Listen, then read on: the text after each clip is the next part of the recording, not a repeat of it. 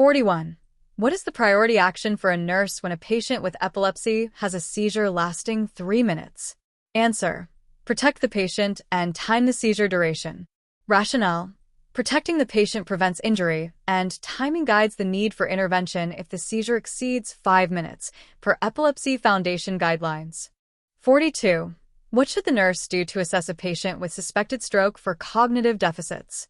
Answer: ask the patient to name common objects and follow simple commands. Rationale: cognitive testing detects deficits in language and comprehension, guiding stroke care, per ESA's stroke assessment guidelines. 43. What is the best action for a nurse when a patient with Alzheimer's has difficulty recognizing family? Answer: provide reassurance and use familiar photos to stimulate memory.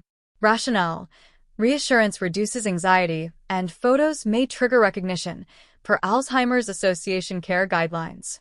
44. What should the nurse do when a patient with a spinal cord injury reports bladder distension? Answer: perform intermittent catheterization as prescribed. Rationale: catheterization relieves distension, preventing autonomic dysreflexia and infection, per Spinal Cord Injury Model Systems guidelines. 45.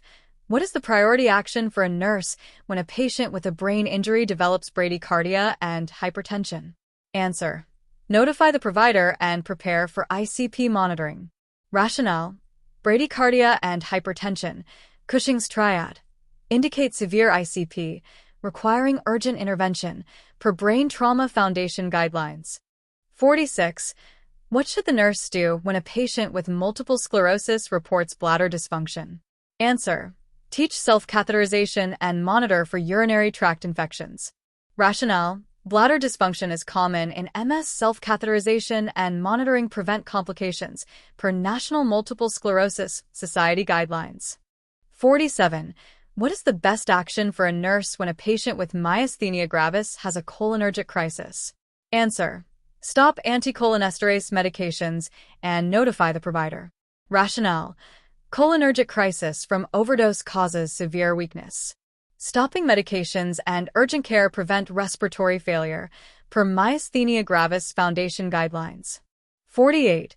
What should the nurse do when a patient with a stroke is at risk for aspiration? Answer: position the patient upright during meals and thicken liquids. Rationale: upright positioning and thickened liquids reduce aspiration risk, per ASA stroke care guidelines. 49. What is the priority action for a nurse when a patient with meningitis has a seizure? Answer: administer prescribed anticonvulsants and ensure airway patency. Rationale: seizures in meningitis require immediate control to prevent brain damage, with airway protection as a priority, per Infectious Diseases Society of America guidelines. 50. What should the nurse do when a patient with Parkinson's disease experiences dyskinesia? Answer: notify the provider and assess medication timing. Rationale: dyskinesia may indicate levodopa overdose or timing issues, requiring adjustment, per Parkinson's Foundation guidelines. 51. What is the best action for a nurse when a patient with a traumatic brain injury has a fever? Answer: administer prescribed antipyretics and monitor neurological status. Rationale: fever exacerbates brain injury. Antipyretics and monitoring prevent secondary damage, per Brain Trauma Foundation guidelines. 52. What should the nurse do to prepare a patient for a CT scan of the brain? Answer: verify allergies to contrast dye and ensure 4-access. Rationale: contrast dye allergies and 4-access are critical for safe and effective imaging, per ANN diagnostic procedure guidelines. 53. What is the priority action for a nurse when a patient with a spinal cord injury has shallow respirations? Answer: assess respiratory status and prepare for ventilatory support. Rationale: shallow respirations indicate respiratory muscle weakness, requiring urgent support to prevent hypoxia, per Spinal Cord Injury Model Systems guidelines. 54. What should the nurse do when a patient with Alzheimer's exhibits repetitive behaviors? Answer: redirect the patient to a meaningful activity. Rationale: redirection reduces agitation and engages the patient, per Alzheimer's Association care guidelines. 55.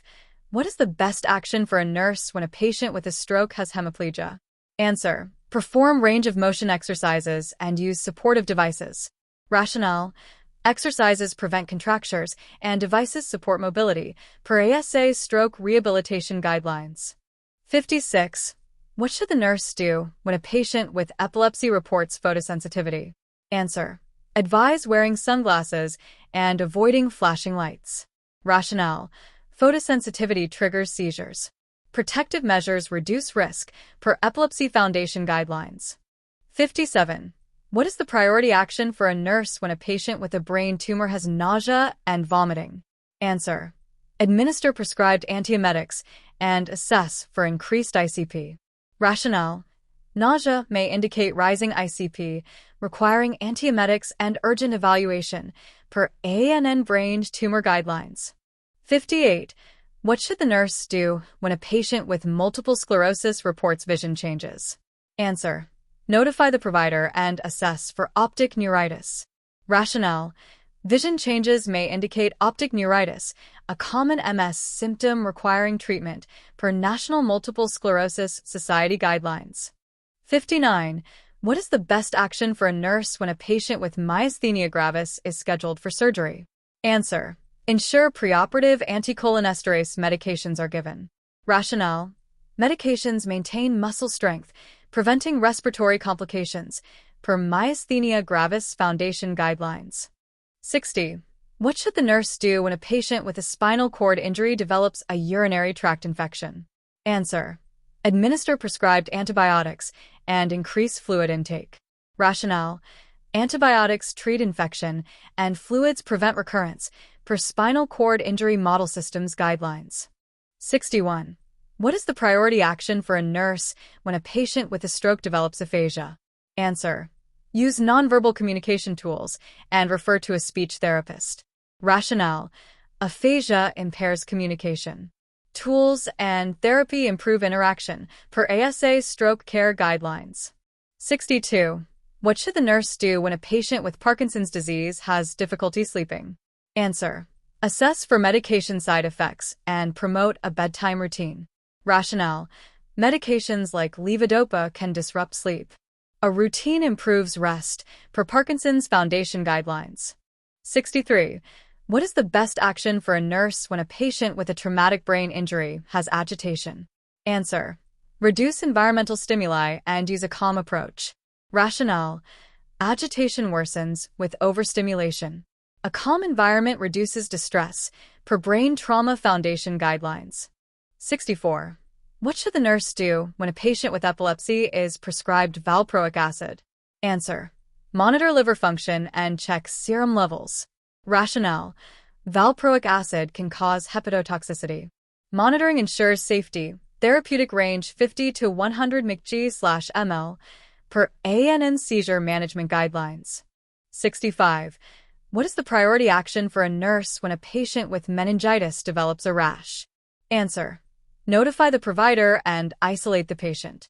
Rationale: a rash may indicate meningococcal meningitis, requiring isolation and urgent treatment, per Infectious Diseases Society of America guidelines. 66. What should the nurse do when a patient with a stroke has neglect syndrome? Answer: approach from the affected side and encourage use of the affected limb. Rationale: neglect syndrome causes unawareness of one side. Stimulation improves awareness, per ASA Stroke Care Guidelines. 67. What is the best action for a nurse when a patient with multiple sclerosis reports heat intolerance? Answer: advise cooling vests and avoiding hot environments. Rationale: heat exacerbates MS symptoms. Cooling measures improve comfort, per National Multiple Sclerosis Society guidelines. 68. What should the nurse do when a patient with a brain injury is receiving hyperventilation therapy? Answer: monitor arterial blood gases and neurological status. Rationale: hyperventilation reduces ICP but risks cerebral ischemia. Monitoring ensures safety, per Brain Trauma Foundation guidelines. 69. What is the priority action for a nurse when a patient with a spinal cord injury has a fever? Answer: assess for infection and administer prescribed antipyretics. Rationale: Fever may indicate urinary or respiratory infection, common in SCI, requiring prompt treatment per Spinal Cord Injury Model Systems guidelines. 70.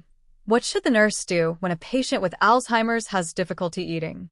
Answer: offer finger foods and provide a calm dining environment. Rationale: simple foods and a calm setting reduce confusion and promote intake, per Alzheimer's Association care guidelines. 71. What is the best action for a nurse when a patient with a stroke reports sudden weakness? Answer: notify the provider and perform a neurological assessment. Rationale: sudden weakness may indicate stroke extension, requiring urgent evaluation, per ASA stroke care guidelines. 72. What should the nurse do when a patient with epilepsy has a breakthrough seizure? Answer: administer prescribed rescue medication and notify the provider. Rationale: breakthrough seizures require immediate control and evaluation for medication adjustment, per Epilepsy Foundation guidelines. 73. What is the priority action for a nurse when a patient with a brain tumor has a seizure? Answer: ensure airway patency and administer prescribed anticonvulsants. Rationale: seizures risk hypoxia. Airway protection and medication are critical, per ANN brain tumor guidelines. 74.